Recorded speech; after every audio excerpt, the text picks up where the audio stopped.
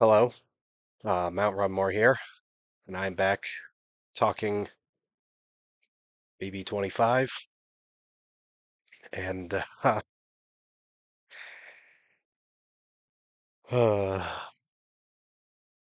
so here's the thing. I have been doing my best to try to go in order about the events of what went down since my previous stream. That's the way I try to do it. But no, I think I gotta go a little out of order tonight because today Luke was expelled from the Big Brother house because he said the N-word. It is 2023, Luke. Seriously. Okay, so here's the situation. That here's what he did. He was in the have not room with Jared, Heisem, and Corey, and he just drops it very willy nilly. And like from his reaction afterwards, like it seemed to have been to an extent an accident, but at the same time, it's also like not an accident too much. Like there's only so accidental.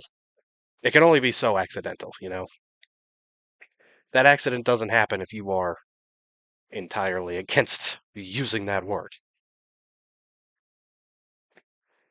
So it slips out, and we couldn't see Jared in this moment. Jared does like say something, but he actually doesn't even seem to be as offended by it as Heisem and Corey did. They looked shocked. They couldn't believe that they said it, and they kind of left and for a while and came back, and just the vibes were not good from then on with Luke. I don't know if one of the guys in this room actually went to production and said, "This is not okay. Like, we don't want this guy here after this. Like, this is wrong." I don't know if that's what happened, but I don't know. Just the thing is, Luke was just so casual about it. He acted like it was no big deal, and his response afterwards, like when Corey and Heisem go back, he's like, "Oh, are you mad at me? Oh, sorry, I go there." Uh, he, mm. So I do stand up comedy, and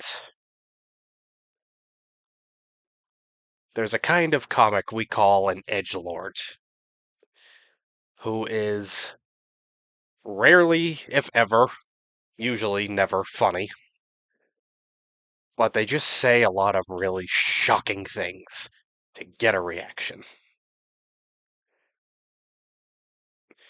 And I don't think that what Luke said is as deliberate as your average edgelord comic, but he had the same response of, "Oh, are you mad? You triggered, bro?"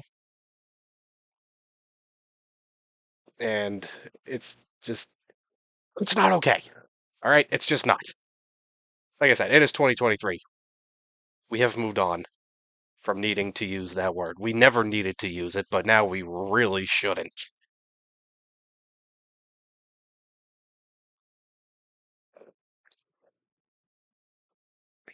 And yeah, I've been to a couple open mics and I see these kinds of guys and like they talk a lot about how they really want to say the N word just to see what would happen. Like so many different guys I've seen say this at different open mics. And I've like this is actually a joke that's part of my set. Talking about these kinds of guys, we're talking about how they really want to say it. My joke goes, anyone who talks about any white guy who talks about how he really wants to say the N word definitely says the N word. You know, he may not say it on stage, but he'll say it in his Caucasian safe spaces like Bass Pro Shops or a dying mall. So yeah, that's that's from my my stand-up set. But I mean, it's that's me working this into joke form, but I stand by the sentiment behind it. You don't need to say it.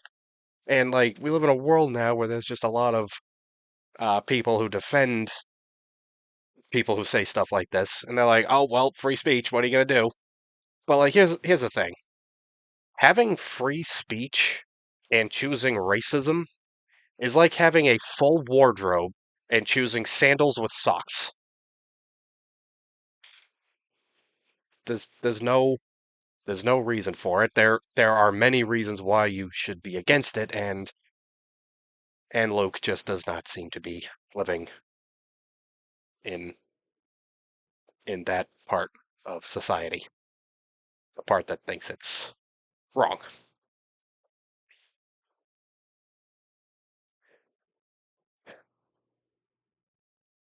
So yeah, that's what I have to say about Luke. I did have some notes that included him, but I deleted any where he was like the focus or like really if he was just even in the conversation. Like I have a couple notes of people talking about him, but yeah, I just that's about it.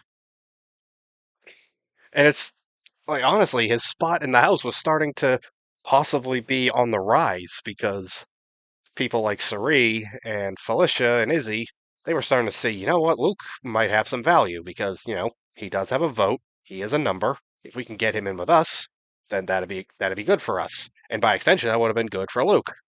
So Luke was really kind of on the precipice of a good position in the house without really trying. And then he had to say that. So yeah, that's what Luke's last few days in the house were like. I mean, really the last half of his time in the Big Brother house. Ugh, absolute buffoon. But yeah, tonight there was an episode that aired on CBS, and I gotta say, they are. I get that there's a lot going on, a lot of strategy going on, but I know you can't show everything, but they could show something. I mean, Izzy has been like at the at the epicenter of most of the crazy game talk the last few days. She did not even get a diary room session on the episode tonight. Like, I kind of wanted one. I wanted to see where her head was at because, outside looking in, it's kind of hard to figure out. But, we did get an episode tonight. We got to see the veto competition. We already knew who won, but we got to see the competition properly. And they have to, it's the traditional stacking competition that they've done a few times. Like, you have a bunch of pieces, and you have to stack them up and you have to stack them all up without them all falling. And like this is a competition I think I would actually probably struggle with because I know there'd be a couple times when I'd get like halfway there or even 2/3 of the way there, and then it would fall on me. And then I would just get so frustrated I'd get it in my head and I would not be able to do it again. But yes, it was that competition with the added twist that everybody was going to be randomly getting wedgies, atomic wedgies at any point during the competition. And it's like, are we really doing this? It, aren't these adults? Like I said this during the premiere with the butt kicking machine.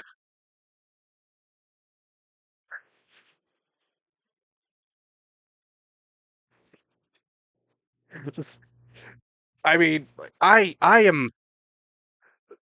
so here's a tale of two perspectives of Big Brother. I watch the episodes and keep up with the feeds as best I can, and I am loving this season. My dad is a casual. He just watches the episodes. I fill in some holes for him here and there, but for the most part, I mean, he doesn't really read too many updates. He's just watching the episodes, and like we talk about it. I give him some more information. He has so far thought this season has been very ridiculous. And just watching the episodes, I totally understand that. Because, I mean, I get Big Brother has had some Nickelodeon esque competitions for a while, but, I mean, we're starting to turn into Nick Jr. with some of these.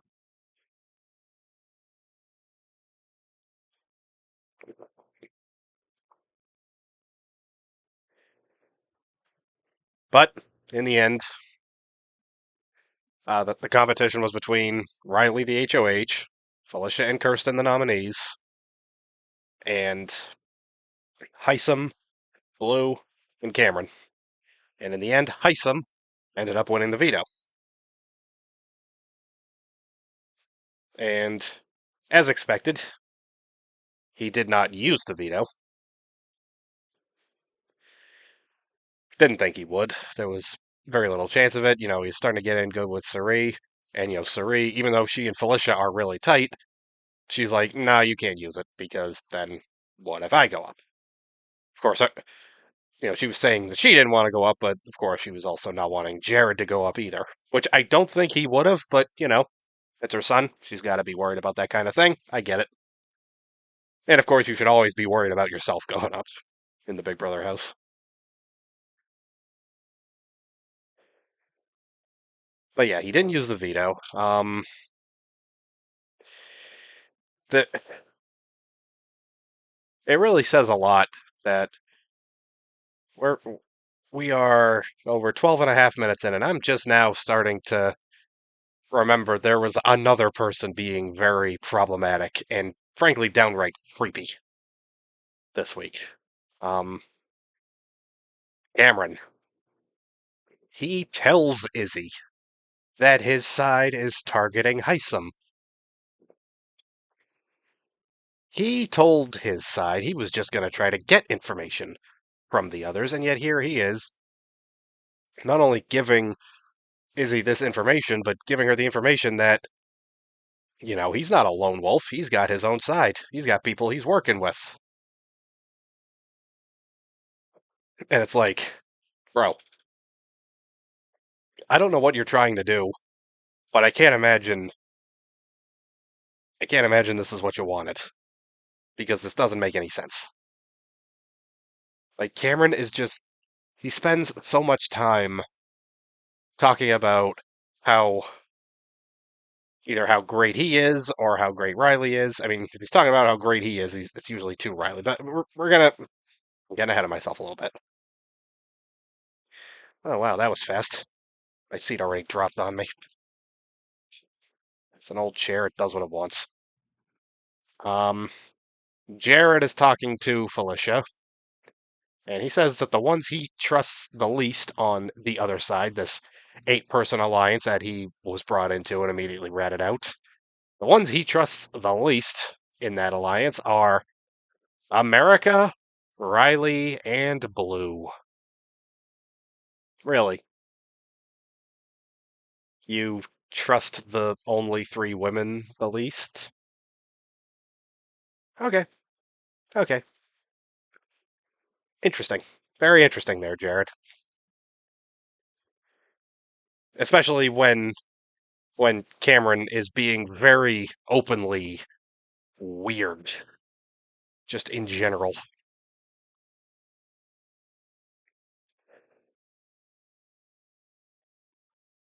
Uh, Riley then talks to Cameron, says that the other side is trying to bring in Luke, and they need to take out Heisem or Izzy. He agrees, but then he tells her, just, you just gotta chill. You gotta calm down. And also, you gotta stay away from Matt because you two together, it's giving showmance. Um, no, it's not. I mean, Matt, Matt's barely talking to anybody. Matt's just kind of there so far.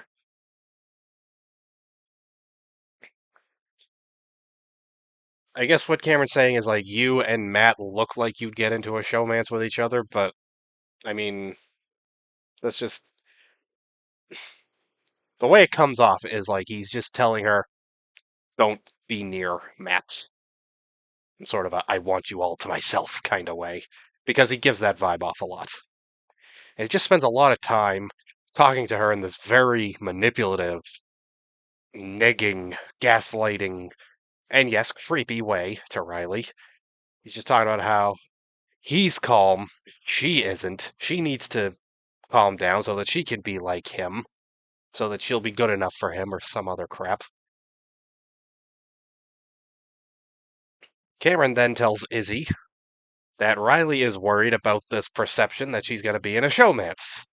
She's only worried about it because you put it in her head, dude. And he's going on and on about that. And Izzy's just like, I don't care. Talk to Sari. Because in this moment, she thinks that he has flipped on the other side. And she's like, okay, go talk to Sari. Because this is Izzy's move. Whenever it seems like someone on the other side is maybe not as on the other side as they might seem, she's just like, oh, you gotta go to Sari. Which is basically like saying, hey, you need to go talk to the boss, person who's running the show. This person that you're clearly not going to target after I tell you this. And I mean, to be fair, no one is targeting Suri yet, it seems. But, I mean,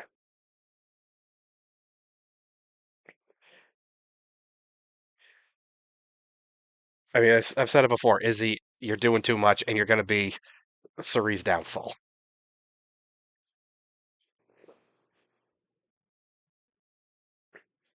And she's just like, F the cool kids, which is what she calls the people who aren't with Suri.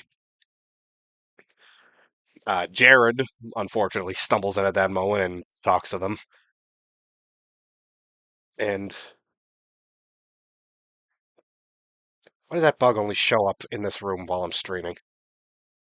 Um,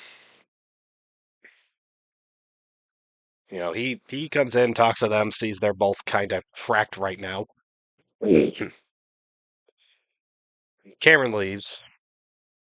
Jared tells Izzy that she's one of their targets, and she needs to not become more of a target. But she's just so hyped up, she's so energetic, and it's just she doesn't Izzy doesn't know how to chill. And in some ways, having zero chill is admirable in a Big Brother contestant. But Izzy, you gotta breathe, woman. And then Sari comes in. Jared tries to explain that Izzy is too over emotional about this. And of course, at first it's like Sari thinks Jared is being out of line here. This is how much Izzy has infiltrated the Fields family.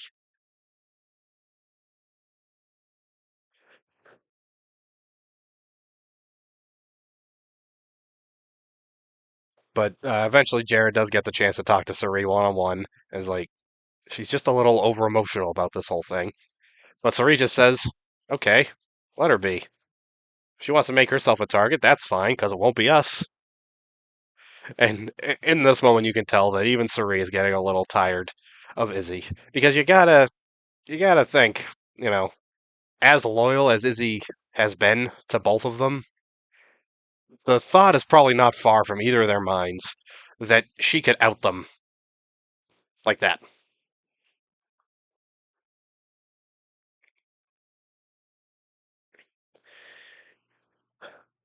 So this was an interesting one.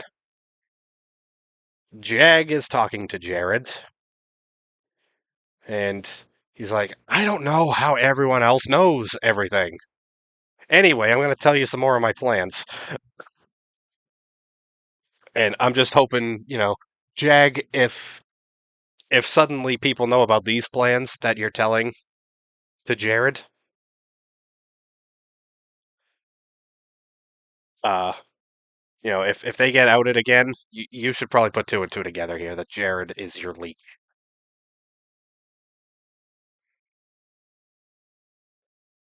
So we get another really creepy Cameron and Sari talk. He feels bad for abandoning Riley. Feels like I'm abandoning my daughter. Riley's like my daughter. Um, Riley is only, I believe, 10 years younger than him. And a lot of people have made this comparison, and I do think it's worth mentioning. It is kind of like last year. Smelvis had a very weird fixation on Paloma, and yeah, it's a case of I don't really like her, but I think he's an outright danger to her. And I'm just thinking, like, I think I said that Izzy might end up getting a restraining order from Suri and Jared because of how much she's just kind of up their butts all the time. I think it's actually starting to be a little more likely that Riley will get a restraining order from Cameron because I think she's going to get out and, I mean, hopefully get out and see, like, just what he's like when he talks to her. And I hope that she's able to get away from him after this game.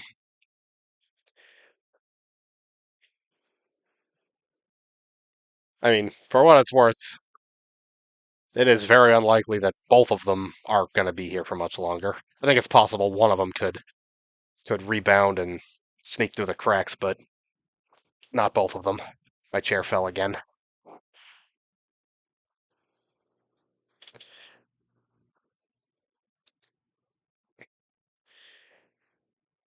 And he also, Cameron also says to Suri that Red told him about her side and that he wants to be with them. And he says, I'm willing to win HOH to take Riley out. I don't even know what to believe from this guy anymore. He's saying so much, and it all contradicts. So I got nothing. I don't know what Cameron's doing other than being weird.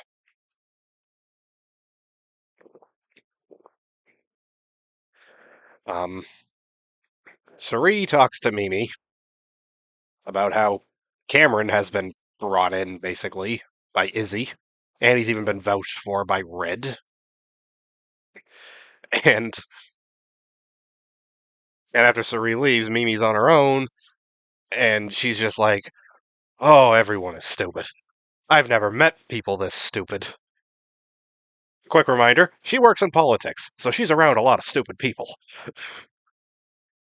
She's like, Who are we even gonna vote out if everyone's in an alliance with each other?" And like in that moment, she was really all of us because it went from being like, is there going to be two equal sides of the house going at it? I mean, more or less. I mean, there was always the issue of Jared being a mole, but I still thought like I've been calling it Jag's side, but it's Cameron's side now. That side was still pretty solid, and I thought, they might still be able to navigate this if they play their cards right. But now it's all just falling apart. Cameron don't even know what he's doing. Jared, of course, is still leaking everything. America and Corey are just like, I don't even know anymore. So it just leaves. It's basically Riley, Jag, Blue, and Matt. But even Matt is just kind of there. He could, if it falls apart, he could very easily be scooped up by the other side and make it a, what, 13-person alliance at that point?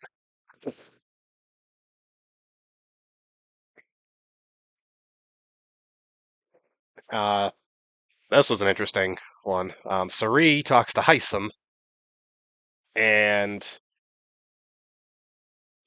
Heisem has made no secret of his, I don't want to say dislike, that doesn't capture enough, his seething hatred of Corey. Still dislikes Corey more than Cameron, even though Suri was trying to talk about Cameron and how weird he is. Even after all that, Heisem's just like, nah, I still distrust Corey the most. And now it's starting to look like Suri might not be so sure about Heisem anymore.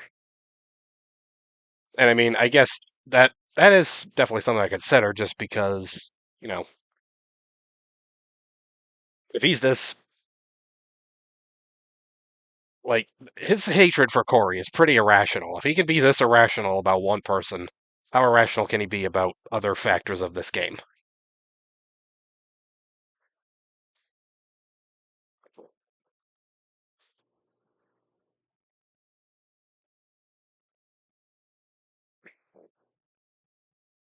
Uh, Jag and Blue. You know, I've said this before. They were my top two picks for my draft that I did with my dad and my brother. I mean, my top three were Blue, Jag, and Matt. I sure can't pick them, can't I? And just the last few days, Jag and Blue have just kind of been disappearing into the background. Like everyone's talking game around them, but they talk to each other. They realize that the other side knows that Heisem and Izzy are their side's targets. So they're like, is there a mole? They throw a couple names around. They do say Jared's name.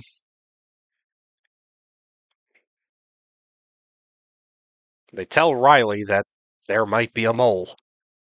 But Riley, at this point, she's just such an emotionally fragile mess that she's just like, no, I can't believe any of this. Any of them would rat us out. It just doesn't make sense. It does. You just gotta pay attention a little more.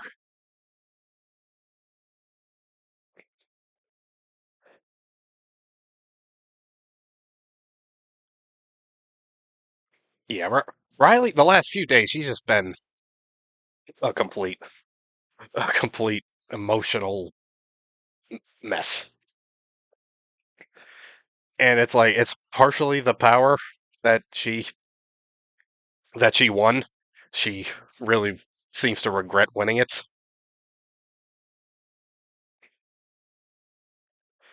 And she's stressed out by it, and Cameron is not helping by continuously beating her down.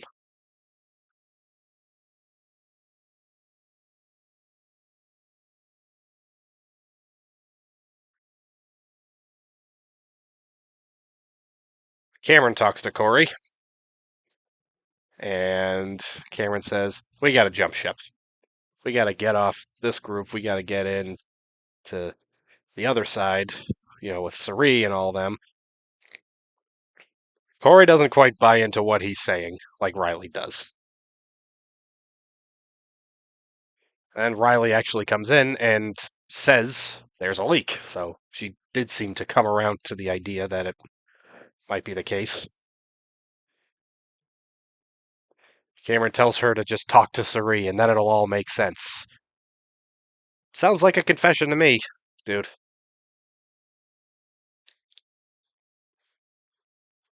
Riley basically just cries in front of her. But Sari's like, don't worry, no one's targeting you. Which is not true. She's at least an option for some people.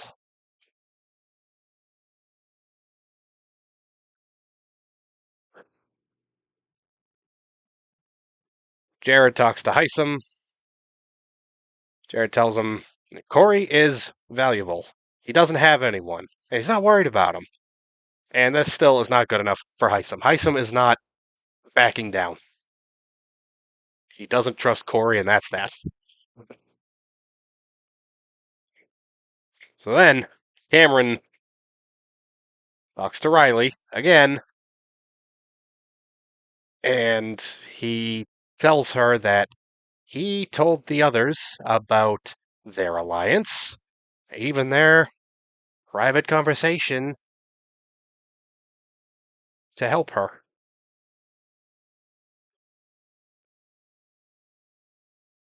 Clearly, Jared didn't even need to be a mole. Cameron did it for him. And he talks about the other side. He includes himself and Corey and Jared. I'm like, Riley, please talk to Jag, okay? He's been he's been your number one pretty much from the beginning. He's got much more of a level head on his shoulders. Talk to him, and the two of you together can maybe, well, maybe he can make some sense of this for you. And he'll just be like, "Oh, so we can't trust Cameron or Jared or Corey. At least one of them is the leak." And then the rest of them, the two of them, Blue, Matt, and America, I mean, they could try to get her in. They could solidify something a little stronger.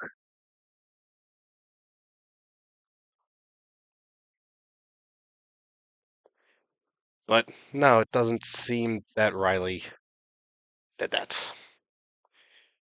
Riley tells Cameron that she feels like public enemy number one. She regrets winning HOH.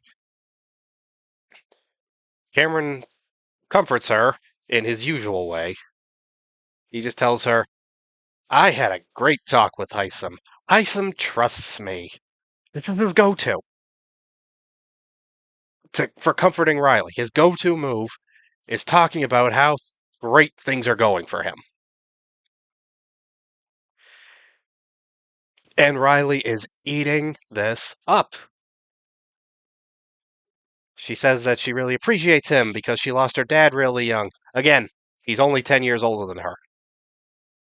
And not for nothing, but the fact that he's a he's a creepy older guy who imprints himself on a younger woman with daddy issues. He's Quagmire. He's Quagmire from Family Guy.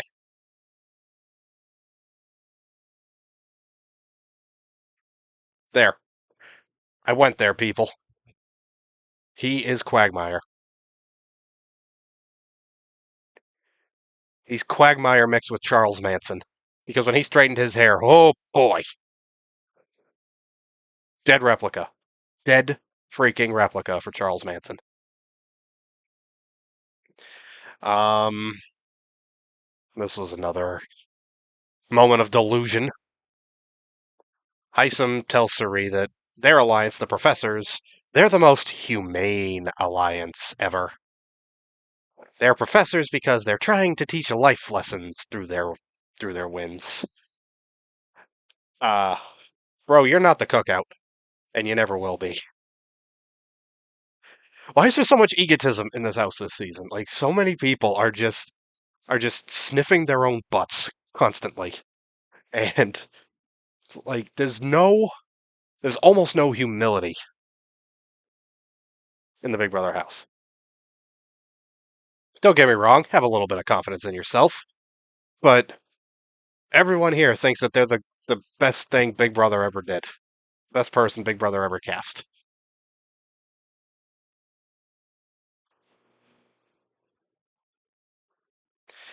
Um, Riley talks to Red, and with what she's saying, she's basically acting in a like a I'm ready to go. It is what it is. Like that type of thing. It's like, girl, how have you given up? You had probably the easiest HOH in recent memory. You had the responsibility to pull two people from the block. Like, how did you not maneuver this into setting yourself up for success?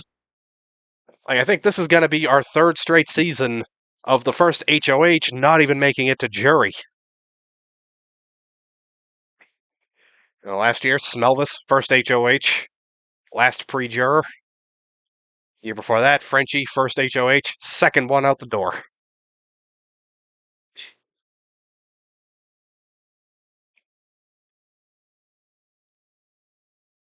It's like Riley is just, she gives up too easily.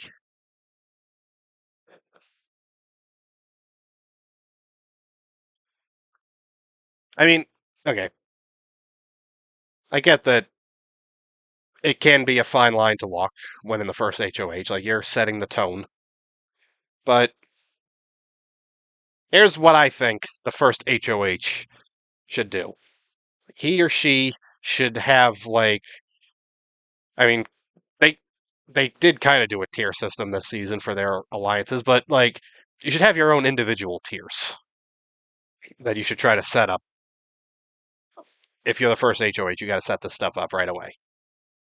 You gotta first get your really close people, and maybe one of them is like your ride or die.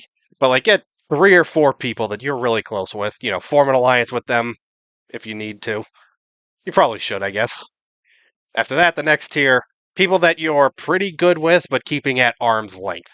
People you want voting with you, but then you can just be like, you know, we'll get you to jury and then we'll let you go.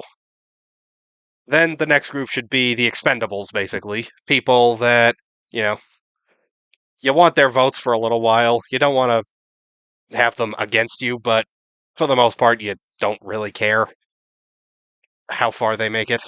And then at the bottom, you have your targets. And I get that this week she, at best, could have picked one target because of how the nominations went. The nominees were picked before there was an HOH. But still, you know, if she had some kind of sense of what she wanted to do, who she really wanted to get out. I mean, she wanted to get out Kirsten. That okay, yeah. This I guess is another thing to talk about. She had a target, and it was looking like this target was going to go home. Although we're going to talk about that at the end about what this means for the eviction. But you know, her target stayed on the block, and like how are you stressing out this much? I will be very surprised if Riley makes it to jury at this point. I mean, a certain person wins HOH next, then she could just be the next one out. I think if Izzy were to win, she'd be in trouble. Um, I don't know about Felicia. I feel like she might. Mimi might. I don't think Heisem would. I think Heisem is going to go for Corey. But I mean, there is the fact that Heisem and Corey were in the same room when Luke said the word. And, they both looked like they briefly exchanged glances with each other and they both left the room. So like there's a chance that, maybe in this moment in their mutual agreement that they were uncomfortable with what Luke said. Maybe, possibly, this could have led to a conversation where they became a little more okay with each other. I mean, Corey's fine with Heisem. If Corey wins HOH, I don't think he's going to go for Heisem. Maybe. I don't know.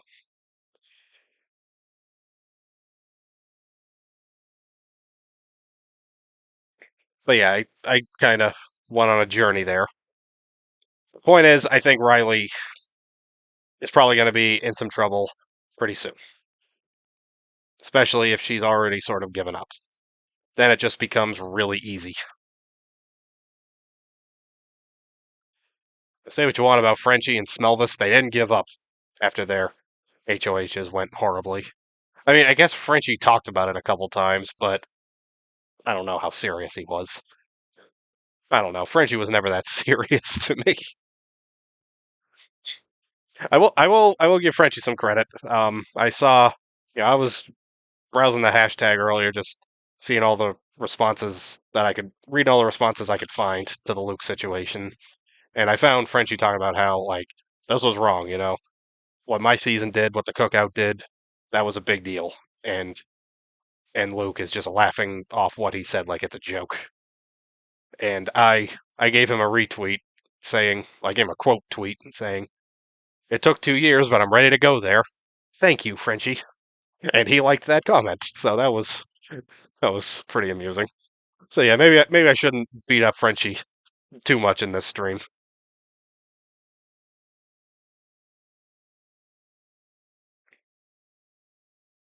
Um, Corey and Mimi talk. Corey says that he'd go after Blue. Please don't. Luke, irrelevant. Or Cameron. Yes. He says Cameron is trying to simultaneously blow up and protect Riley's game, which is true. That does seem to be the best guess of what Cameron is doing. Mimi correctly guesses the core five of their side, and it is the Handful Alliance: Riley, Jag, Blue, Matt, Cameron. And yes, Corey also does say he could go for Heisem. So okay, maybe that is an option, or at least it was at this point. I don't know I don't know how the house has been changed. I don't know what the dynamics are. You see me fall again? Chair keeps dropping on me. I know it looks like I'm standing up to cut one. I promise I'm not doing that. It's just the chair keeps dropping and I'm adjusting it. You know what? If it drops again, I'm not even. I'm just gonna live with it. Anyway, I don't know what the dynamics in the house are gonna be in the wake of this. I don't know who's going to trust who. I don't know. I don't know how Riley's going to take this because her already chaotic HOH is now completely irrelevant because, someone she didn't put up has left the game. And then the fact, like, is there even going to be an eviction tomorrow? This is something a lot of people have talked about. And, like, some people are saying, like, yeah, they have to cancel it because it mess with the flow of the season, and that's how I feel about it. And a lot of people just don't want there to be an eviction because they like Kirsten. I got to give credit to the Kirsten stance. Their powers of manifestation might be real. I mean, at the very least, they have kept her from being the first boot. Okay, she might be second, with or without an eviction tomorrow night, but they have at least willed her out of being the first one to leave the Big Brother house.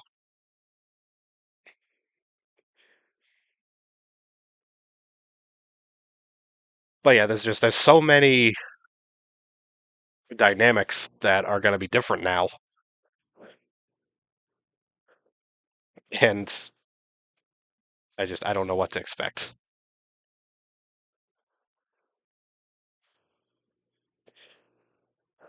These are the two things I saved for last that I wanted to talk about. I had to go for Luke first because that was just like a real world consequence that happened to him. But it's just about Cameron. Just this guy is way too creepy and manipulative when he talks to Riley. He's gaslighting her. He's trying to control her. He's never beating the Charles Manson allegations. Okay, it's not. And I'm really, really starting to understand Izzy saying he's like a serial killer. And he says to Riley at one point while she's in her feels, "Yeah, but I can't hit you on TV." You would have without the cameras rolling. I heard that and was like, get him out of the Big Brother house.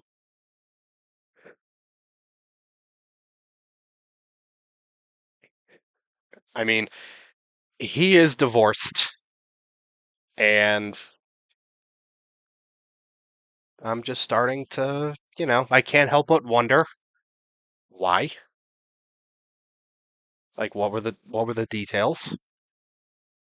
What sent his ex-wife running? And the last thing I wanted to say is that, I said this earlier, and I've said it a few times. Blue, Jag, Matt, top three preseason picks. They are so far behind the gameplay. I mean, they've barely talked to each other, let alone anyone outside their alliance. And they're so far behind. They they barely know what's even happening anymore. And I don't see all three of them making it to jury. In fact, I think it's possible none of them make it to jury.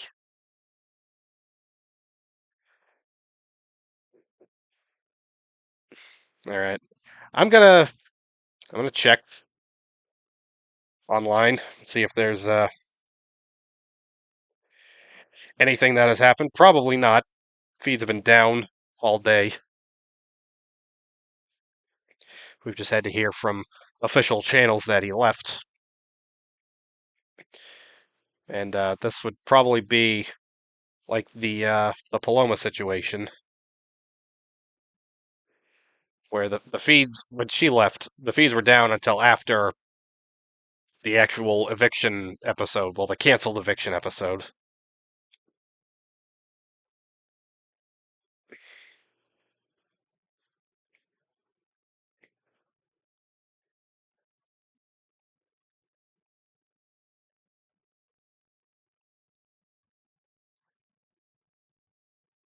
I wasn't picking my nose. I was scratching the side of it. I promise.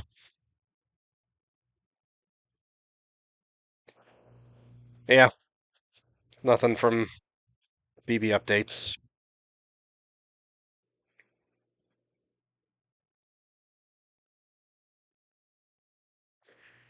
I did think this was pretty funny. Um,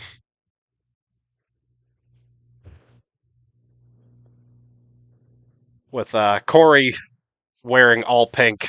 Like, I mean, I saw it a couple days ago. Someone make this comparison, and then tonight it was even more so. Just, I mean,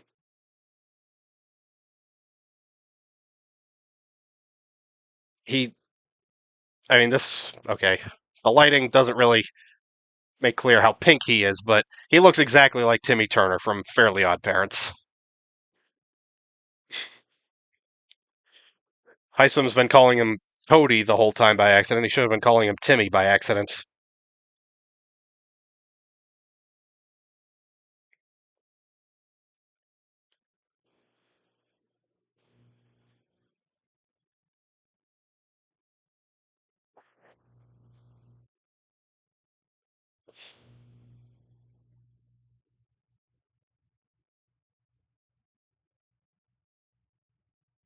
But yeah, this is the official statement from CBS per Sharon Tharp, the number one BB insider.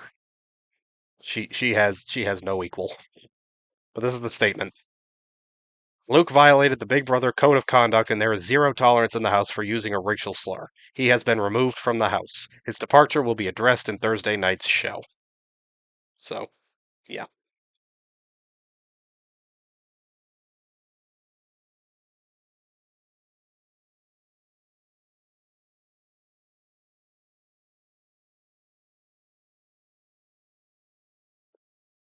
So yeah, that's about it. This is definitely my shortest update that I've done. My shortest stream that I've done.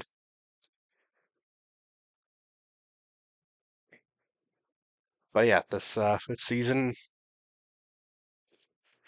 it's really given the full Big Brother experience in 1 week, right down to the problematic behavior.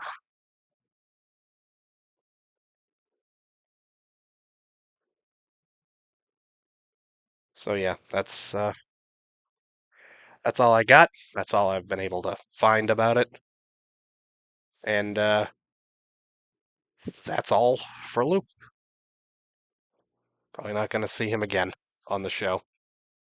Probably not going to bring him back for the finale. I mean, they didn't even bring Paloma back, and she left like for m- more or less medical reasons. Well, not medical reasons, like mental health reasons. But even she didn't come back. So there's no chance they are ever going to acknowledge Luke after tomorrow's episode. It's just zero chance, and it's what he deserves. A lot of people have been wondering how are they even going to do the memory wall this year because it's always 8 and 8. But how are they going to do that with 17 people? Like that's not only an odd number but a prime number. Well, pretty simple. Just don't give Luke a picture. Just straight up erase that man. All right, that's going to do it for me. Thank you to my one viewer for watching. You can uh, find me on YouTube. My name is Nick Rhymes. You can follow me on Twitter at Nick Rhymes YT. I got a link to my Twitch channel and my YouTube channel there. and you can get more of my real-time Big Brother thoughts. And yeah, that's going to do it for this stream. Thank you for watching. I will see you next time. Peace out.